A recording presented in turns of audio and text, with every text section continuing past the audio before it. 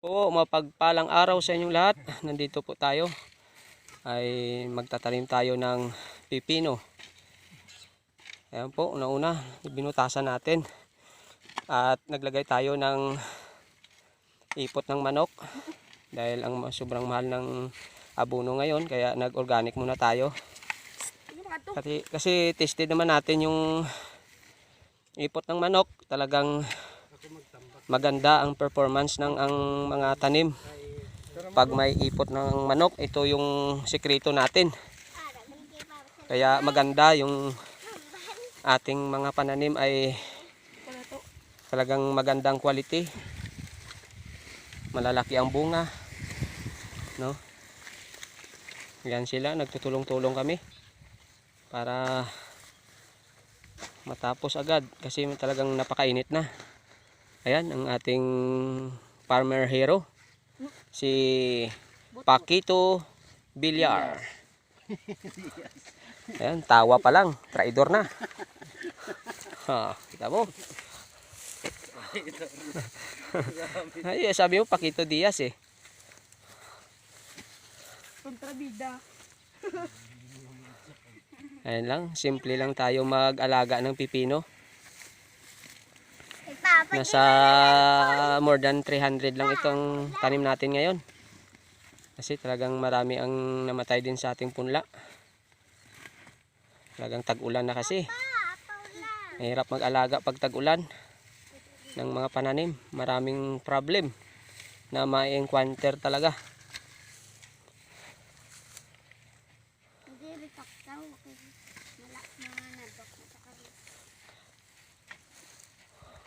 Yen, boy, doon kayo sa kubo, napakainit. Ayan. Talagang di tayo nagamit ng synthetic, talagang napakamahal. Pero maglalagay din tayo nito. Talagang organic at inorganic yung gamit natin para makatipid sa abono. Ayan o. Kampante naman tayo sa ating ipot naman kasi talagang matagal na ito. Nasa more than 6 months na siguro itong nakatingga lang. Talagang pinatagal natin para safe yung pananim natin.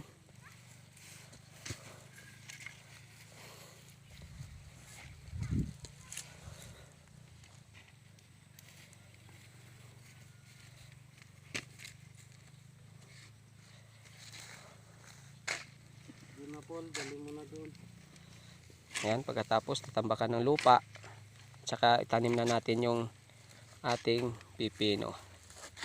Ayan, support naman sa reels ni Paquito Diaz. Diaz. Bungo. Diaz tuloy. Paquito Villar pala. Sabi mo Paquito Diaz eh.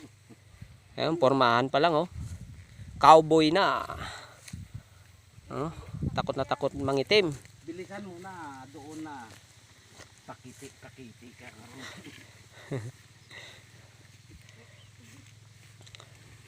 Ayan ang ating partner, si Larry Balbagon. National Bureau of Investigation.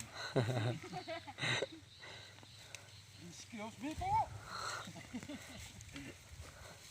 Siya ang nagtatanim. Si magaan ang kamay nito. Talagang pagtanim nito, buhay ka agad. Tingnan mo, iba niya yung layok na. Ayan, napakainit na kasi, sobrang init na. Pero alam naman natin na mamaya-maya uulan naman ito kasi ganito araw-araw, tuwing hapon na ulan. Alas 2, alas 3 umuulan.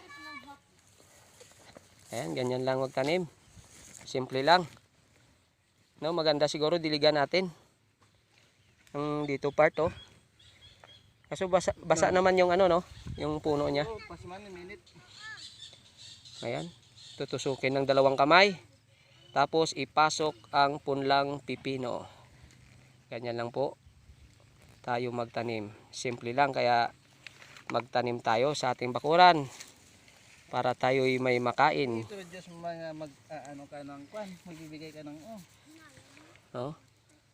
Sa sunod na, pag malawak na yung pananim natin, ay loobin ng Panginoon, tayo ay magbibigay ng mga punla, no? Sari-saring punla ay magbibigay tayo sa ating mga kababayan para sila ay may tanim din sa kanilang bakuran. At ating samahan sa pagtatanim hanggang mamunga ito, no? Para talagang sigurado na may makakain silang gulay sa kanilang bakuran, no? Loobin ng Panginoon, no? Kaya tayo ay practice talaga na magtanim. Alamin muna natin yung mga pangailangan ng tanim bago tayo magbigay ng punla para siguradong mabuhay pagbigay natin sa mga tao. Loobin ng Panginoon, sana mangyari yon, yung magbibigay tayo ng mga punla, no? Sari-saring punla. Kung anong gusto nila na itanim sa bahay ay itatanim natin, no? Kung anong applicable sa kanilang bahay, no? Kasi ang iba-ibang tanim ay may mga applicable na tanim, no? Depende sa kanilang bahay, baka malilim, no? Hindi pwede sa kanila yung kalabasa kasi malawak. Yung maliit lang na space, pwede yung okra, pwede yung talong, no? Kaya kung ano-ano lang yung applicable sa bahay nila, yun ang ibigay natin sa kanilang punla. Kasi talagang ngayon tuloy-tuloy tayo nagpupunla ng iba't ibang tanim kasi talagang natuto na tayo. Ngayon wala masyadong kita kasi lahat na harvest na, no? Walang tanim. Kaya nawalan tayo ng pinans sa pagtatrabaho, no? Tayo na naman ulit mano-mano dito, no? Nagtutulungan. Kaya dapat tuloy-tuloy lang yung tanim at saka mura ang mga tanim ngayon. Mura ang presyo. Ang talong ngayon ay yun nga, ang talong pala mahal. Ang okra lang yung napakamura ngayon. Pero okay lang din, nakakatulong tayo sa mga tao, no? Naghahatid tayo ng masustansyang gulay, no? Organic pang ginagamit natin. Kaya ito'y maganda sa ating katawan. Tingnan mo naman yung kasama ko rito, malaki na ang tiyan sa kain niya ng masustansyang gulay.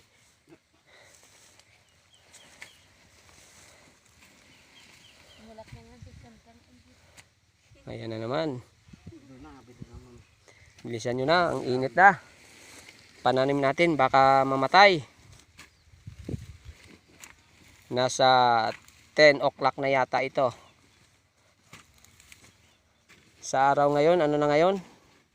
August. Ano na ngayon, bot? 18? Oh. At i-update natin to ating pananim ngayon, no? Alagaan natin ng mabuti ito. No, kita nyo, ang lawak ng pananim natin na sitawan. Kaya ang pinalit natin ngayon ay ang pipino.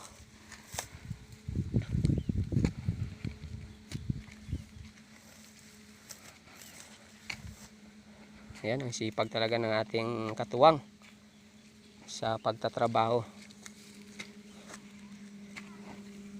Kayod kalabaw tayo ngayon, mga ka-farmers. Walang inom-inom na. Inom pa, malapit na tayong matapos. Sabay-sabay na tayo. Kunti lang to, oh.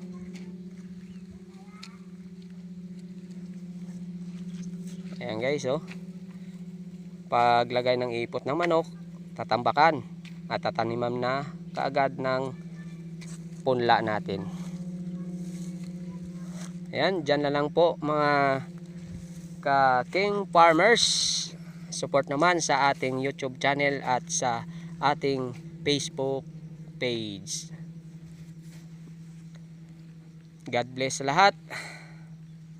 Naway ingatan tayo ng ating Panginoon sa ating pang-araw-araw na gawain. Thank God.